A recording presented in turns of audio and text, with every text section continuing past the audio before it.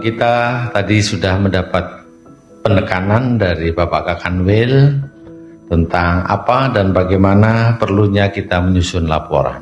Rasanya kita sudah mengetahui bersama bahwa tadi terpilih 4 satker yang nilainya 100. Ini hal yang positif bagi kita semuanya, bahwa 4 satker ini sempurna nilainya 100.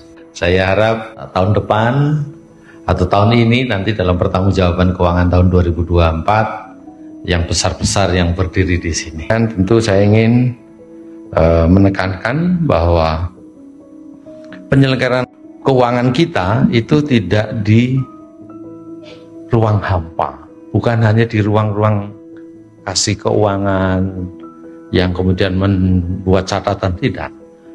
Kita berada di ruang kepolisian secara keseluruhannya. Ya, ada fungsi-fungsi yang operasional yang harus melaporkan program kegiatannya sesuai, harus dievaluasi, harus ini kemudian terkait dengan penggunaan anggarannya sesuai atau tidak. Ada kegiatan operasi ini, operasi itu, mantap berata belum selesai, sebentar lagi mau operasi ketupat, gimana terkait dengan penganggaran, tidak boleh ada personil itu sprintnya double, ada mantap berata, ada ketupat, ada nggak boleh, harus dipisahkan. Bagaimana sprint harus sesuai dengan kegiatan dan kemudian pertanggungjawaban keuangannya. Dan tentu kita menghadapi setiap saat. Kemarin kita merotasi banyak personil, itu juga tentu akan harus dilengkapi administrasinya yang benar. Rekan-rekan semuanya, ini ketelitian yang perlu kita lakukan. Kemudian lakukan koordinasi dengan pengguna anggaran itu. Ya, SPM-nya sudah dikeluarkan, dicek lagi penggunaannya, kwitansinya, segala macam yang baik. Juga menjadi perhatian kita sekalian ketika penilaian IKPA kita dinilai 93, walaupun ada nilai 100, ada nilai kurang dari 100. Sehingga rata-ratanya di 93. Itu menggambarkan kita harus lebih baik lagi dalam penyusunan dan pertanggungjawaban keuangan kita. Yang kemudian juga perlu kita ketahui, di antara pengguna anggaran besar di Sumatera Utara ini, Polri, TNI, kemudian dari Kementerian Agama dan lain sebagainya, kita baru ranking 2. Jadi mari kita wujudkan itu tentu dengan kesadaran. Karena ini yang kita lakukan adalah bagaimana kita mempertanggungjawabkan uang. Bagaimana kita merencanakan anggaran sudah, Pak Karorena menyusun, dan kemudian kita mendapatkan DIPA, lalu kita menggunakan DIPA itu untuk kegiatan operasional, kegiatan pembinaan, dan kegiatan-kegiatan lain.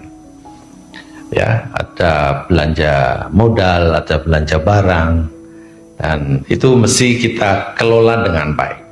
Istilah-istilahnya sepertinya hanya yang di ruangan ini yang paham itu. Tapi maka saya ingin sedikit menambah pemahaman kita. Kenapa kita juga harus mencatat terkait dengan rekonsiliasi data aset. Kenapa aset kita perlu dicatat? Bahwa aset negara dicatat itu juga perlu, karena sejatinya negara ini harus jelas punya aset seperti apa. Maka pencatatan aset ini menjadi penting, karena itu kemudian terakumulasi secara nasional.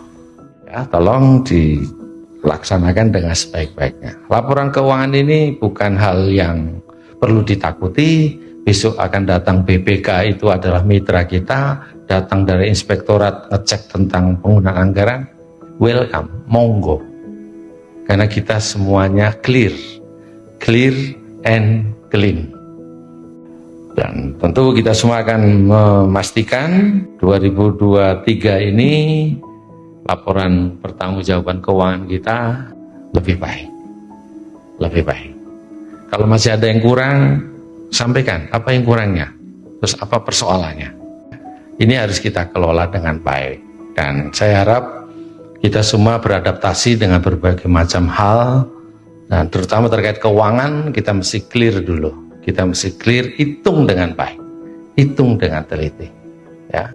Kegiatan penyusunan dan penyajian laporan keuangan Polda Sumatera Utara tahun anggaran 2023 saya nyatakan resmi dibuka.